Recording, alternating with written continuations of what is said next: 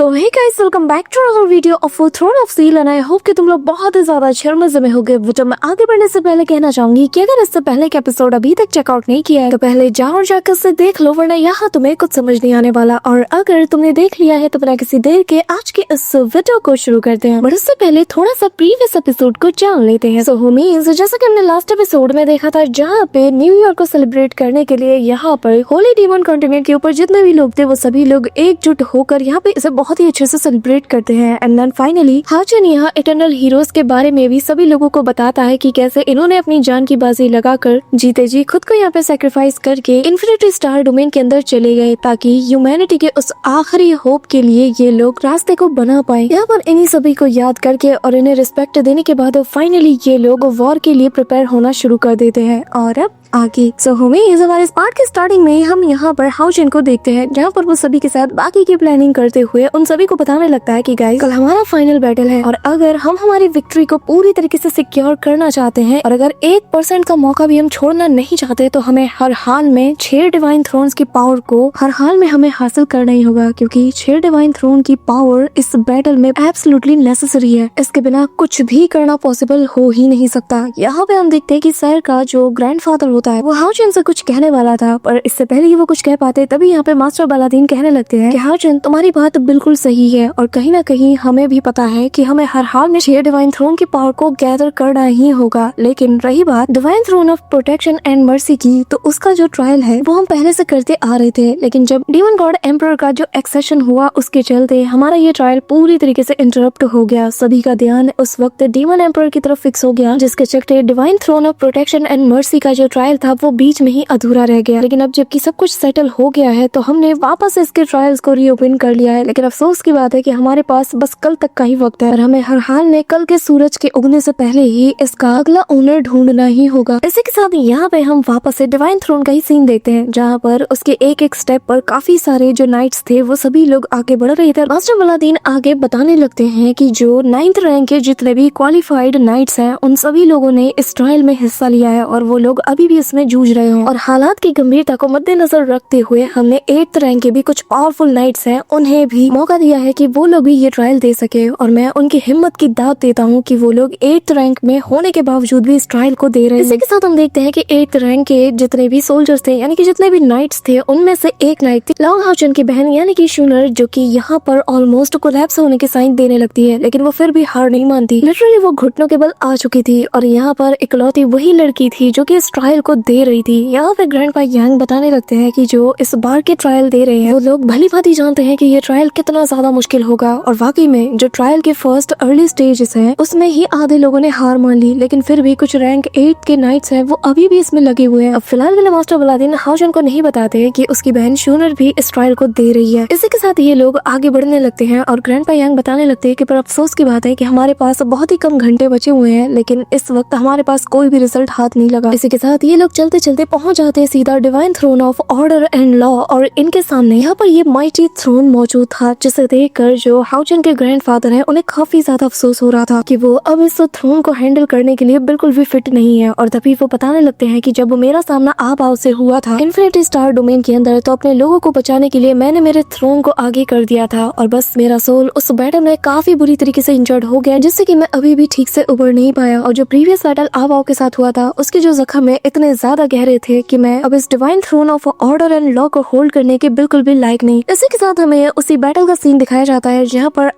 Haochen के grandfather दोनों एक दूसरे के आमने सामने थे, लेकिन यहाँ पे जो हाउचेन के ग्रैंडफादर है वो लोगों को बचाने के चक्कर में लिटरली बहुत बुरी तरीके से इंजर्ड हो चुके थे। बट फाइनली तब हाउचेन ने आकर उनकी जान बचा ली थी। इसी के साथ हमें वापस से प्रेजेंट टाइम में हाउचेन के ग्रैंडफादर को दिखाया जाता है जहाँ पर वो अपने हैमर को बाहर निकालते हुए आगे बढ़ने लगते हैं। ये देखकर यहाँ मौजूद मास्टर बालादीन समेत जो हाउचेन का फादर है वो सभी लोग उन्हें ही देखे जा रहे थे, क्योंकि ये पल इनके लिए भी काफी ज्यादा भावुक था, क्योंकि जो हाउचेन के ग्रैंडफादर है वो काफी लंबे अरसे तक इस थ्रोन को ओन करते हुए आए हैं। यहाँ पे थ्रोन के पास जाते साथ ही हाउचेन का ग्रैंडफादर उस हैमर को अपने हाथ में लेते हुए कहने लगता है कि कल का जो डिसाइसिव बैटल है वो हमारे जानी दुश्मन डीमंस के अगेंस्ट होने वाला है, और जिसमें कि ह्यूमैनिटी के सबसे पावरफुल वॉरियर, सबसे पावरफुल कॉन्फिडेंट वाले सोल्जर की दरकार है ताकि वो इस divine throne order and law के पूरी पावर को यूज कर पाए और उसे अनलीश करते हुए डीमंस का सफाया कर दे। ये कहते हुए वो अपने हैमर को यहाँ उसकी तरफ वापस भेज देता है, जो कि यहाँ पर एक एनर्जी बॉल का शेप लेते हुए सीधा यहाँ पे divine throne of order and law में समा जाती है। अब यहाँ पे हाउ चेन भी अपने ग्रैंडपा को बड़े गौर से देख रहा था, क्योंकि उसे भी पता चल चुका है कि जब से उनकी लास्ट बैटल आबाओ से हुई है तब से उसके ग्रैंडफादर काफी ज्यादा चेंज हो चुके हैं। और यहाँ पे हाउ चेन जब ये चीज नोटिस कर ही रहा था तभी यहाँ पर उसके जो ग्रैंडफादर है वो वहाँ मौजूद सभी लोगों को बताने लगते हैं कि मैं ये बात बताना तो भूल ही गया कि जब मैं लास्ट टाइम आबाओ से हारा तो तब से लेकर अब तक मैं बहुत ही टेरिबल सिचुएशन से गुजरा। मैं पहले क्या था और मैं आज क्या हूँ, मेरा पहले क्या माइंडसेट हुआ करता था और आज क्या है, ये बहुत ही ज्यादा डिफरेंट है। सही मायने में तुम लोगों से मैं आज बहुत ही ज्यादा डिफरेंट हूँ। मेरे आसपास के जो डिवाइन नाइट्स है मैं उनसे कम्प्लीटली ज्यादा डिफरेंट फील करता हूँ। हालांकि मैं बीते 60 सालों से ज्यादा वक्त के लिए एक डिवाइन नाइट रहा हूँ, लेकिन स्टिल उस एक हार ने ही मेरे पूरे माइंडसेट, मेरे पूरे पर्सपेक्टिव को ही जैसे चेंज करके और हिला के रख दिया। मैं ऑलरेडी काफी ज्यादा बूढ़ा और पुराना हो चुका हूँ, लेकिन तुम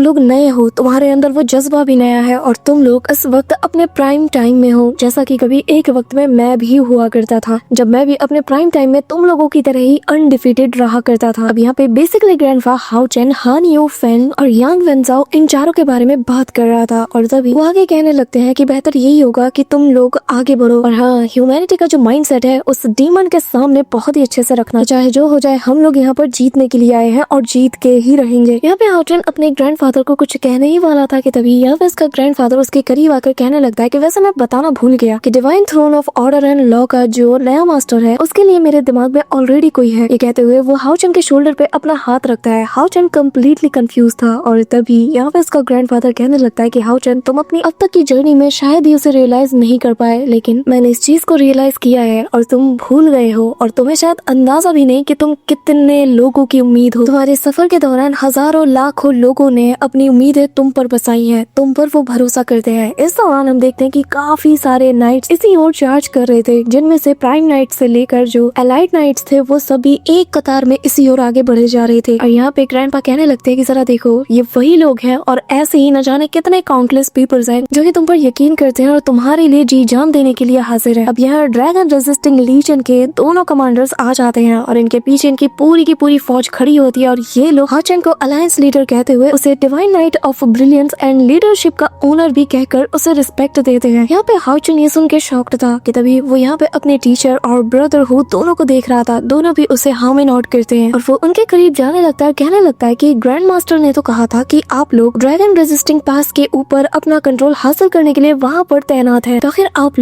लोग यहाँ पे क्या कर रहे हैं? जिसमें यहाँ पे टीचर और ब्रदरहुड और इनके पीछे जितने भी लोग थे सभी लोग एक सुर में कहने लगते हैं कि वो इसलिए क्योंकि हम तुमसे किए गए वादे को फुलफिल करने आए हैं। इसी के साथ हमें यहाँ पर बचपन का वही सीन दिखाया जाता है जहाँ पर हाउ चेन के सामने ब्रदरहुड मौजूद था और वो अपनी स्वॉर्ड को उसकी तरफ पॉइंट आउट करते हुए कहने लगता है कि हाउ चेन, मैं तुमसे प्रॉमिस करता हूँ कि मैं बहुत ज्यादा मेहनत करूंगा, इतनी ज्यादा मेहनत करूंगा कि मैं एक दिन तुम्हें कैच अप जरूर कर लूंगा। जिसके बाद हाउ चेन अपने सफर पे निकल गया, लेकिन इस दौरान मास्टर और जो ब्रदरहुड था वो जानता था कि जब हाउ चेन फ्यूचर में खुद को पुश करेगा और एक बहुत बड़ी अजीम ताकत बन जाएगा तो हाउ चेन के पास एक ऐसी मैसिव आर्मी होनी चाहिए ताकि वो उसे उस मुश्किल घड़ी में उसे बैकअप दे जब उसे सबसे ज्यादा जरूरत होगी। इसी के साथ हमें प्रेजेंट टाइम का सीन दिखाया जाता है और तब हाउ चेन को पता चलता है कि उस पुराने वादे को पूरा करने के लिए इन दोनों ने अपनी जी जान लगा दिया और तभी ये दोनों और पीछे जितने भी सोल्जर्स थे वो सब के सब हाउ चेन के सामने घुटनों के बल आ जाते हैं। और यहाँ पे ब्रदरहुड कहने लगता है कि ड्रैगन रेजिस्टिंग लीजन जिसके टोटल 28,720 फिफ्थ रैंक के नाइट्स हम सभी लोग collectively divine throne of order and law के ट्रायल को देने के लिए तैयार है। यहाँ पे हाउ चेन को तो अपनी आंखों पे यकीन नहीं हो रहा था कि तभी यहाँ पर उन नाइट्स में से एक नाइट बीच से खड़ा हो जाता है और कहने लगता है कि शायद आप मुझे नहीं जानते, लेकिन 7 साल पहले मैं एक्सॉर्सिस्ट माउंटेन के पास में एक ऑर्डिनरी सोल्जर हुआ करता था। उस वक्त मेरी हालत बहुत ही ज्यादा खराब थी, लेकिन अगर तब आप वहाँ पर divine throne of protection and mercy के उस प्रोजेक्शन को समन नहीं करते ताकि इसके जरिए से आप डीमन गॉड को डिफीट कर पाए तो शायद मैं उसी वक्त मारा जाता। इसी के साथ हमें वो सीन भी दिखाया जाता है जब हाउ चेन अपने थ्रोन की पावर को वहाँ पे समन कर रहा। तब यहाँ पे एक और नाइट खड़ा होता है और बताने लगता है कि 6 साल पहले जब डीमंस ने ज़ेनन माउंटेन पास में पूरी तरीके से इन्वेड कर दिया था तब मैं बस एक मामूली सा सिविलियन था, लेकिन तब आपने मेरी जान बचाई अपनी जान पे खेलकर और आपने हमारे लोगों और मेरे आसपास के जितने भी लोगों की जान बचाई ना, तब से लेकर ही हम आपको फॉलो करते हुए आ रहे हैं और डिसाइड कर लिया कि हम लोग एक दिन आपको बैकअप देने के लिए एक बेहतर योद्धा बन के जरूर दिखाएंगे। इसी के साथ अब हमें वो सीन भी दिखाया जाता है जब हाउ चेन माउंटेन पास के एरिया में जितने डीमंस थे उनसे फाइट करने में बिजी था और कैसे उसने इतने सारे डीमंस का अकेले सफाया किया था। यहाँ पे वो बंदा आगे बताने लगता है कि मैं बिल्कुल आपकी तरह ही एक डीमन हंटर बनना चाहता हूँ, लेकिन मैं मेरी उम्र और मेरे टैलेंट से लिमिटेड हूँ। इसी के चलते मैंने कमांडर यी के अंडर में ड्रैगन रेजिस्टिंग लीजन को ज्वाइन कर लिया। मैं एक डीमन हंटर तो नहीं बन पाया, लेकिन मैं अगर आपको बैकअप दे पाता हूँ ना, तो मेरे लिए भी ये बहुत गर्व की बात होगी।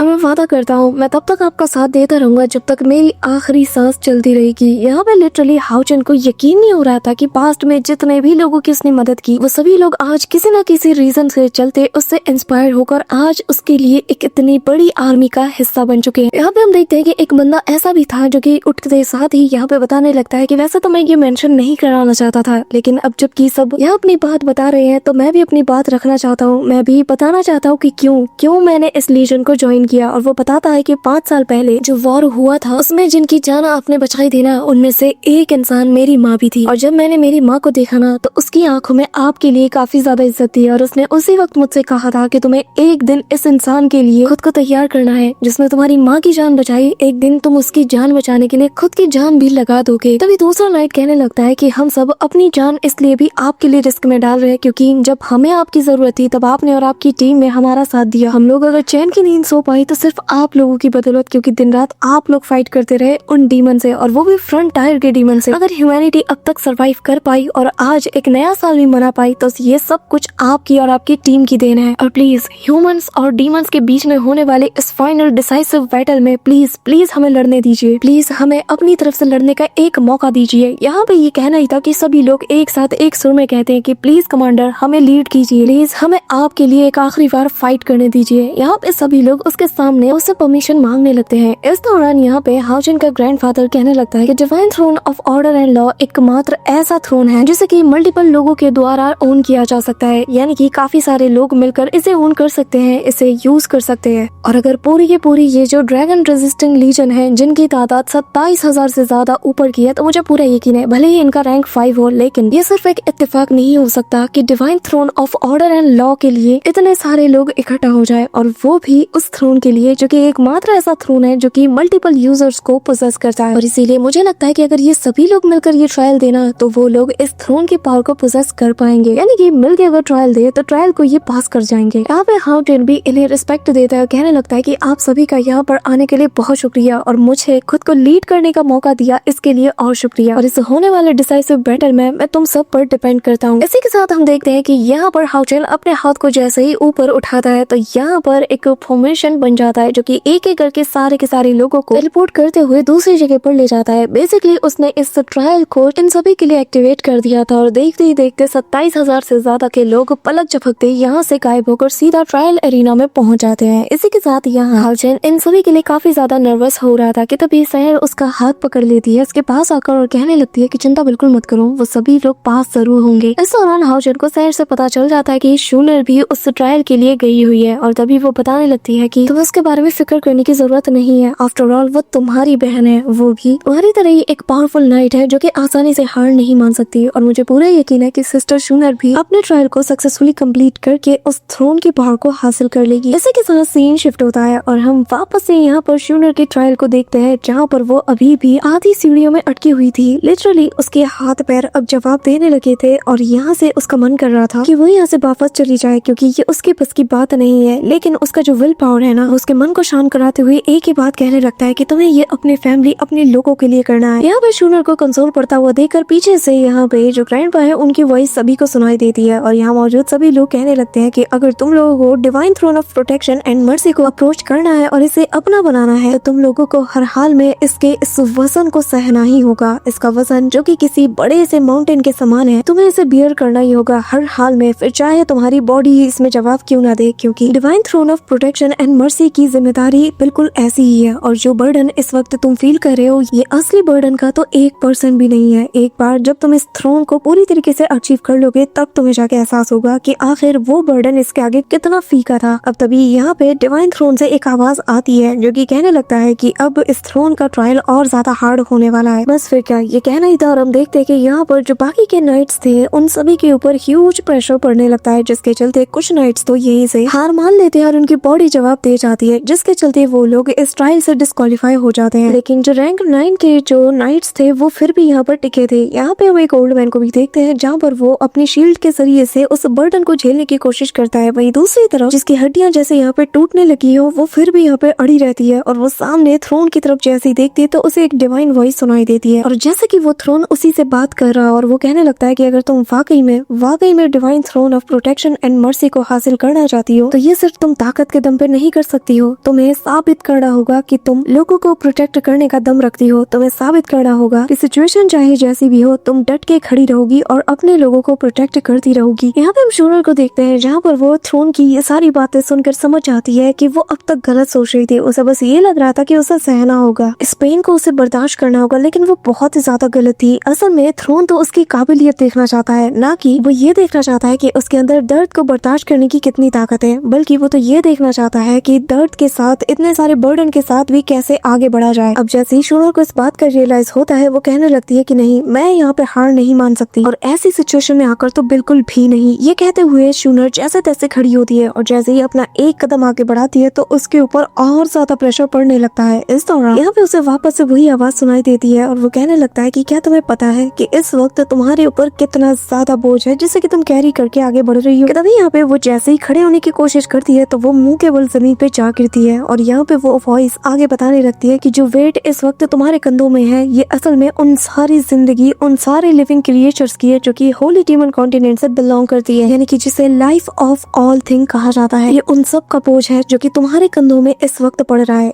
यहाँ पे हम देखते हैं कि इस दौरान हमें वापस से वही माउंटेन दिखाया जाता है जिसका सारा का सारा भार इस वक्त शूनर के शोल्डर पे था। वहीं दूसरी तरफ हम बाहर हॉल के चेरी और यंग वेंजाओ को देखते हैं। आफ्टर ऑल ये जो थ्रोन है ये ग्रैंडपा यंग से बिलोंग करता था जो कि यंग वेंजाओ के ग्रैंडफादर है और यहाँ पे ये दोनों शूनर के लिए ही खड़े थे। यहाँ पे हम देखते हैं कि एक के बाद एक आधे से ज्यादा जो नाइट्स है वो पूरी तरीके से हार मान जाते हैं, उनकी बॉडी जवाब दे जाती है और ये लोग बाहर की ओर टेलीपोर्ट हो जाते हैं। लेकिन अब तक यहाँ पर शूनर का कोई अता पता भी नहीं था, जिसके चलते लिनसन भी अब तेजी से उसे आवाज देते हुए उस गेट के पास चला जाता है और वो कहने लगता है कि आधे से ज्यादा जो 9th रैंक के नाइट्स थे वो ऑलरेडी यहाँ पर हार के वापस आ चुके हैं और मेरी शूनर तो बस 8th रैंक की एक नाइट है और आखिर इतने लंबे वक्त तक के लिए वो कैसे सब कुछ मैनेज कर पा रही है। आखिर उस पे न जाने क्या ही बीत रही होगी। मुझे तो ये भी नहीं पता कि अंदर वो इस वक्त किस हालत में होगी। ये कहते हुए लिनसन अपना सिर पकड़ देता है। यहाँ पे हम देखते हैं कि सोच सोच के लिनसन का दिमाग खराब हो जाता है। वो अपना सिर पकड़ के कहने लगता है कि मेरी ही गलती है, मैंने उसे फोर्स नहीं किया। अगर मैं थोड़ा और फोर्स करता तो वो शायद उस पिल को ले लेती जिसके जरिए से उसकी जो पावर है वो थोड़ी देर के लिए रैंक 9 की हो जाती। ये सब कुछ मेरी गलती है। अब यहाँ पे उसे इतना ज्यादा फ्रस्ट्रेट होता हुआ देखकर चेरिस के पास आने लगती है और कहने लगती है कि अगर सिस्टर शूनर एक रैंक 8 की नाइट होने के बावजूद भी इस हद तक सर्वाइव कर पा रही है, इस हद तक मैनेज कर रही है, ये इस बात को भी साबित करता है कि वो एक रैंक 9 का जो नाइट है उससे बिल्कुल भी कमजोर नहीं। तुम्हें इस पर थोड़ा भरोसा रखना चाहिए और मुझे पूरा यकीन है कि वो सही सलामत वापस जरूर आएगी। बस थोड़ी देर इंतजार करो और तुम्हारे सामने रिजल्ट हासिल होगा। यहाँ पे ये सुनकर हम देखते हैं कि लिनसन भी थोड़ा सोच में पड़ जाता है और अब थोड़ा उसे पहले से बेहतर लगता है कि तब यहाँ पे हान यू, फेंग, वेंग युयान और सीमा सियान ये लोग भी आ जाते हैं। जहाँ पे हान यू कहता है कि ये सभी लोग अपने अपने ट्रायल को हर हाल में पास कर ले, क्योंकि अगर हमें कल का ये डिसाइसिव बैटल जीतना है तो हमें 6 डिवाइन थ्रोन की जरूरत हर हाल में पड़ेगी और अगर हम लोग वक्त रहते उन 6 डिवाइन थ्रोन्स की पावर को गैदर नहीं कर पाए तो कल का जो डिसाइसिव बैटल होगा उसमें न जाने कितने लोगों का मॉरल इसके चलते इफेक्ट होगा। इसीलिए हमें न सिर्फ अपनी ताकत को बढ़ाने के लिए बल्कि हमारे जितने नाइट्स है, जो लोग भी हमारे साथ फाइट करेंगे, हमारे एलाइज सबके मॉरल को हमें और ज्यादा हाई करने के लिए इसकी जरूरत है। अगर ये पावर हमारे हाथ लग जाती है ना तो हम हमारे कैप्टन का कंधे से कंधा मिलाकर उनका साथ दे सकते हैं। आखिरकार हमारा कैप्टन अकेले कल पूरी की पूरी टीम को लीड करेगा, सबसे आगे वो होगा और हमें उनके साथ कंधे से कंधे मिलाकर फाइट करना है। यहाँ पे सभी लोग इस ट्रायल के महत्व को बहुत ही ज्यादा अच्छे से समझ रहे थे। साथ ही सभी लोग यहाँ पे शूनर और बाकी सबका बेसब्री से इंतजार कर रहे थे कि बस कोई एक तो जीत के आने ही वाला होगा। लेकिन तभी यहाँ पर एक पोर्टल ओपन होता है और एक एक करके काफी सारे जो सोल्जर्स थे वो सब के सब इनके मुंह के सामने गिरने लगते हैं। जो देखते साथ ही यहाँ पे सभी शॉक्ड थे और इन्हें लग रहा था कि बस काम खत्म। यहाँ पे सीमा सियान को समझ नहीं आ रहा था कि आखिर यहाँ पे चल क्या रहा है और वो कहने लगता है कि आखिर ये लोग एक के बाद एक हमारे सामने गिर क्यों रहे हैं। यहाँ पे यांग वेंजाओ, वेंग युयान सभी लोगों का यही कहना था कि आखिर अंदर ऐसा क्या हुआ, एक साथ इतने सारे सोल्जर्स, आखिर ऐसा क्या हो गया कि ये सब के सब डायरेक्टली यहाँ टेलीपोर्ट होके आ गए। यहाँ पे हम देखते हैं कि लिटरली ये लोग काफी दूर छिटक दिए जाते हैं। अब तभी चेरी के सामने भी एक सोल्जर आके गिरता है, जिसे देखकर चेरी कहने लगती है कि ये मत कहना कि अंदर सब के सब हार गए, कोई भी एक ऐसा नहीं बचा जो कि ट्रायल को पास कर पाया हो। यहाँ पे ये सुनना था कि सभी की हार्ट बीट तेज हो जाती है और सभी लोग पैनिक कर जाते हैं। इस दौरान लिनसन ने इन लोगों में, इन सारे नाइट्स और जो बाकी के सोल्जर्स थे, इन सभी के बीच में शूनर को ढूंढना शुरू कर देता है। वो दौड़ते हुए इन सभी लोगों से कहने लगता है कि शूनर कहाँ है, वो मुझे यहाँ नजर नहीं आ रही, आखिर उसके साथ क्या हुआ है। यहाँ पे कोई भी जवाब नहीं देता और तभी सीन शिफ्ट होता है और हमें उस ट्रायल रूम का सीन दिखाया जाता है जहाँ पे शूनर तुम्हारी हालत में उस थ्रोन के सामने पड़ी हुई थी और उसके मुंह और बॉडी से काफी अमाउंट में खून भी निकल रहा था और उसकी हालत बहुत ज्यादा खराब हो चुकी थी। सो होमीज हमारा आज का ये पार्ट तो यही पे एंड होता है। And guys throne of seal का ये जो सीजन है बहुत ही जल्द एंड होने वाला है। प्रोबेबली इसके 6 से 7 एपिसोड बचे होंगे और एक स्पेशल एपिसोड का अगर मिला लिया जाए तो ज्यादा से ज्यादा 8 एपिसोड ही, शायद उससे जल्दी भी ये एंड हो सकता है। टू फिकर नॉट सीजन 2 भी बहुत ही जल्द आने वाला है। बट इससे पहले ये जो आखिरी के कुछ एपिसोड्स हैं इसे मैं डिटेल में एक्सप्लेन कर रही हूँ तुम सभी के लिए। वीडियो को ज्यादा से ज्यादा लाइक करके चैनल को सब्सक्राइब जरूर कर देना। और हाँ, इसके नेक्स्ट पार्ट में काफी मजा आने वाला है जिसे देखकर तुम्हें भी गूज़बम्स आ जाएंगे क्योंकि उस एपिक बैटल की शुरुआत नेक्स्ट पार्ट से हो जाएगी। सो होमीज नेक्स्ट वीडियो के लिए लाइक एम रखते हैं 3 के लाइक्स और 300 कमेंट्स और जितनी जल्दी तुम ये टारगेट पूरा कर दोगे उतनी जल्दी तुम्हें नेक्स्ट वीडियो देखने को मिल जाएगी। So that's it for today guys. I hope कि तुम सबको आज की वीडियो काफी ज्यादा पसंद आई होगी। अगर हाँ तो वीडियो को लाइक करना, चैनल पे नए हो तो सब्सक्राइब करना। तो मिलते हैं नेक्स्ट वीडियो में, तब तक के लिए बाय।